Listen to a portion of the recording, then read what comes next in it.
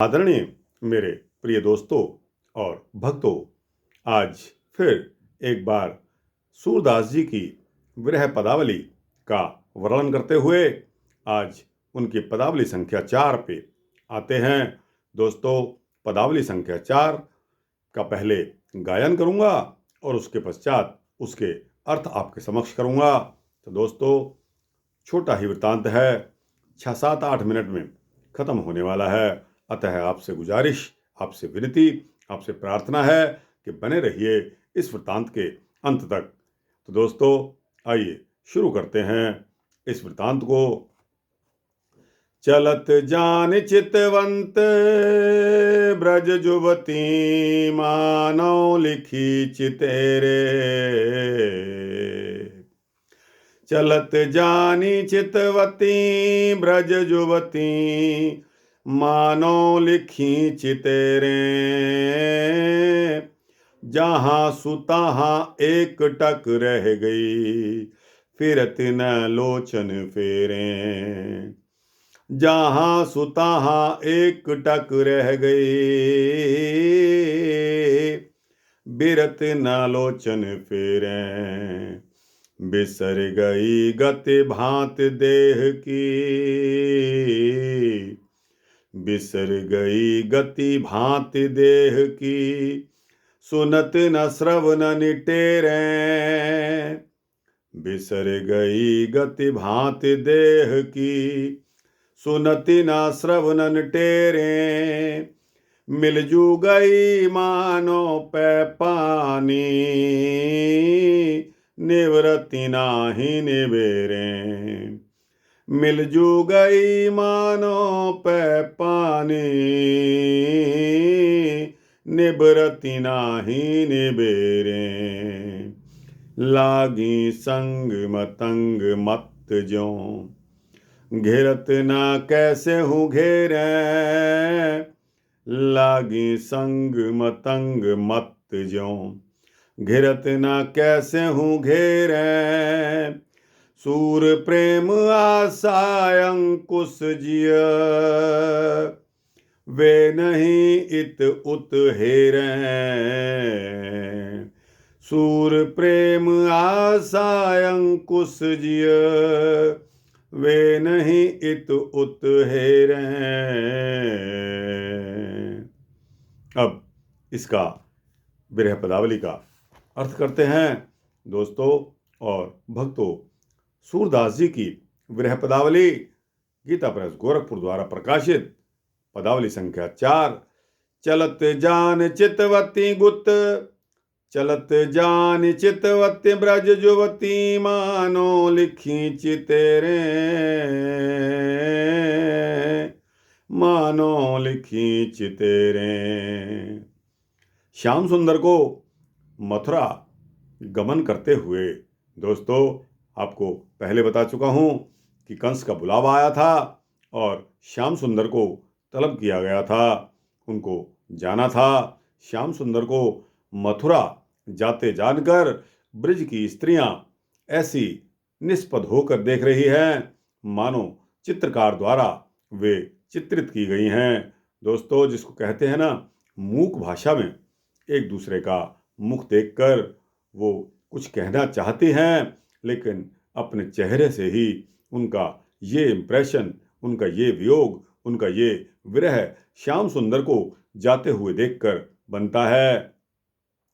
जहाँ सुतहाँ एक टक रह गए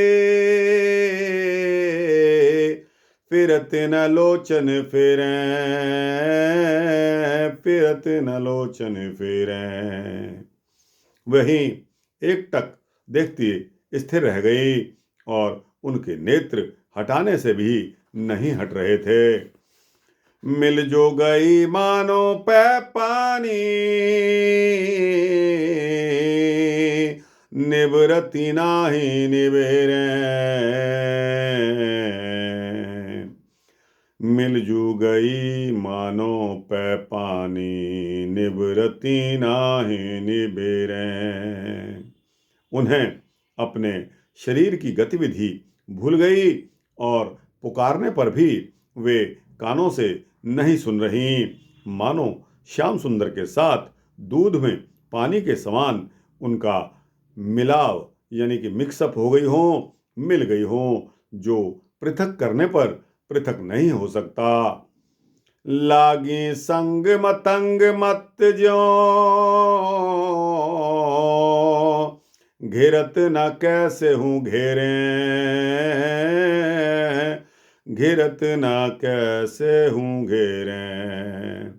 जैसे मत वाले गजराज के समान, यानी कि जब गजराज उन्मत्त हो जाते हैं, गजराज के समान साथ लगी हैं, वे अब किसी प्रकार रोकने से नहीं रुकती हैं।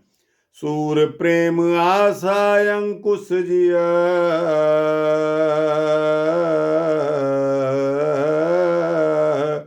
वे नहीं इत उत हेरें। सूर प्रेम आशा अंकुश जिया, वे नहीं इत उत हेरें। सूरदास जी कहते हैं कि जिनके चित्त पर प्रेम की आशा का अंकुश यानी कि प्रेम की आशा ने उनको नियंत्रित कर रखा है, वे प्रेमास्पद को छोड़कर इधर उधर नहीं देखते। उनको सच्चा प्रेम है, सच्ची लिव लगी हुई है, इसलिए प्रेमास्पद को छोड़कर इधर उधर नहीं देखते। तो दोस्तों, यह विरह पदावली संख्या 4 का अर्थ यहाँ समाप्त होता है। दोस्तों, समय बहुत कम लगा है, इसके पश्चात पदावली संख्या 5 आती है, तो सोचा कि चलो पदावली संख्या 5 को भी इसमें जोड़ देते हैं। तो दोस्तों, यह वृत्तांत आपका अच्छा वृत्तांत होने वाला है, थोड़ी देर और बने रहिए। तो दोस्तों, आइए बिना समय गवाए पदावली संख्या 5 का पहले गायन करता हूँ, उसके पश्चात आपके समक्ष उसका भावार्थ भी बताऊंगा।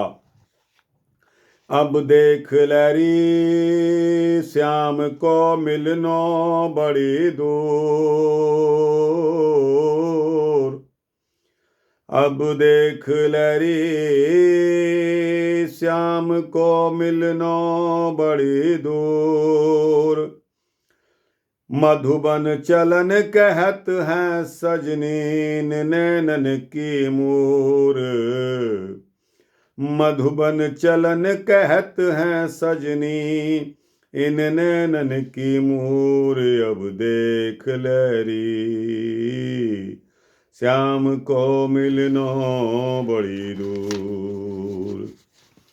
ठाड़ी चित वह छाह कदम के, उड़त न रथ के धोरे। ठाड़ी चित वह छाह कदम के, उड़त न रथ के धोरे। सूरदास प्रभु तुम रे दरस बिन, सूरदास प्रभु तुम रे दरस बिन, बिरह रहो मन पूरी, बिरह रहो मन पूरे। दोस्तों, इसका 4 लाइन की यह पदावली थी। अब इसका भावार्थ शुरू करते हैं। अब देख लरी, देख लरी,